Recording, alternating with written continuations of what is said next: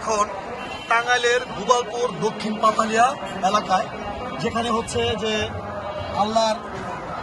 কুদরতি ক্ষমতার সৃষ্টি একটি ঐতিহাসিক নিদর্শন এবং আল্লাহর ঘর, যেটা হচ্ছে টাঙ্গাইলের গোপালপুরের দক্ষিণ পাতালিয়া এলাকায় বীর মুক্তিযোদ্ধা রফিকুল ইসলাম ওনার সহযোগিতা এবং এখানকার এলাকার বাসিন্দাদের সহযোগিতায় একটি প্রাকৃতিক মনোরম পরিবেশের মাঝে আপনাদেরকে আমি নিয়ে এসেছি। এখানে আল্লাহর ঘর,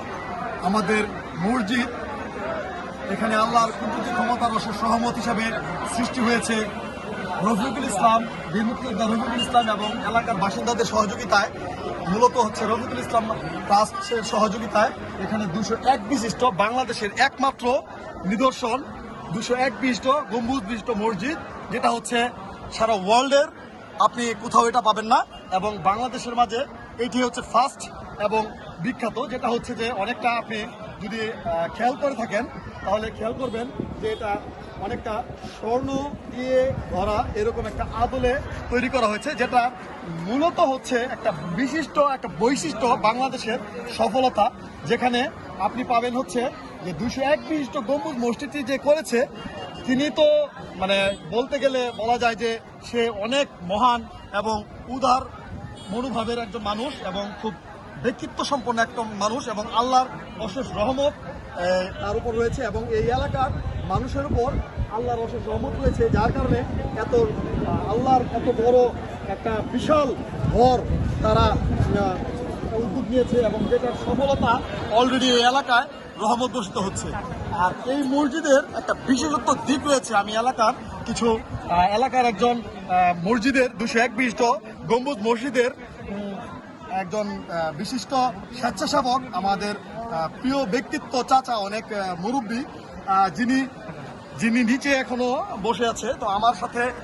কিছুক্ষণ আগে কথা বলেছে এবং উনি এখানে স্বেচ্ছাসেবক হিসেবে অনেক মানুষের উপকার করছে এবং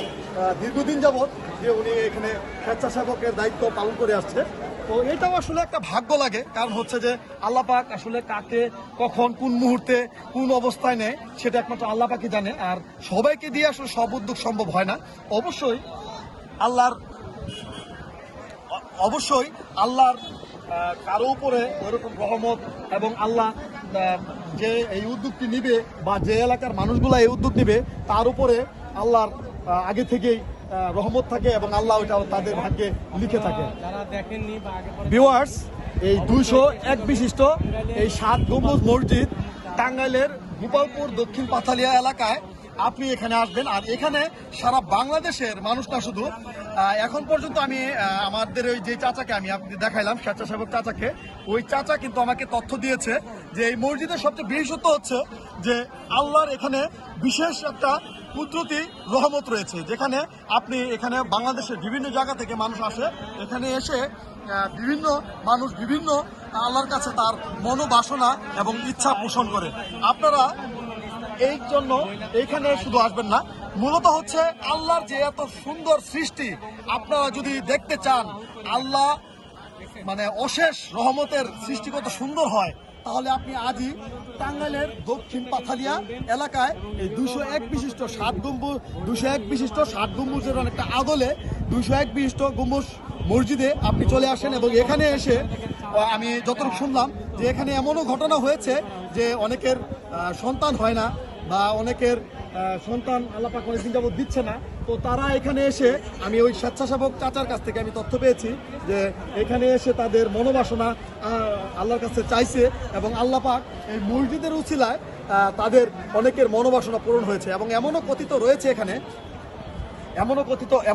রয়েছে এখানে যে যেটা হচ্ছে যে এই মসজিদে নামাজ পড়ে আল্লাহর কাছে হাস দিলে 2 হাত তুলে আল্লাহর কাছে চাইলে, এবং আল্লাহ, আপনি একটা জিনিস জানেন যে আমি অত বুজুর্গ ব্যক্তি না, জাস্ট একটু সাধারণ মানুষ হিসাবে, একজন খাঁটি মুসলমান হিসাবে আমি যতটুকু জানি ততটুকু বলতেছি। আল্লাহ পাক বান্দার জন্য বসে থাকে, যে আল্লাহ বলে যে বান্দা তুমি আমাকে দাও, আমি তোমাকে দিব। তো যেসব বান্দারা এখানে আল্লাহর কাছে হাস দিলে 2 হাত তুলে আল্লাহর কাছে চায়, বলে যে আল্লাহ আমার এই ইচ্ছাটা তুমি পূরণ করে দাও, তো কথিত শুনেছি এবং কথিত আছে যে এখানে অনেকের মনোবাসনা পূর্ণ হয়েছে এবং যার কারণে অনেকে এমনও হয়েছে যে অনেক নিয়োগ করেছে যে আমি এইটা দিব, তো তার মনোবাসনা পূরণ হওয়ার পরে এখানে দান বাক্সে বা হুজুরের মাধ্যমে এবং বা মসজিদ কমিটির মাধ্যমে অনেকে অনেক দান সহযোগিতা করে। তো ভিউয়ার্স, আপনাদেরকে আমি এখন মিনার থেকে আমি 231 গম্বুজ মসজিদের মিনারগুলো আপনি দেখেন, 231 মিনারগুলো দেখেন আপনি। এটা সম্পূর্ণ আমাদের বাংলাদেশের মেকানিকের এবং কর্মচারী এবং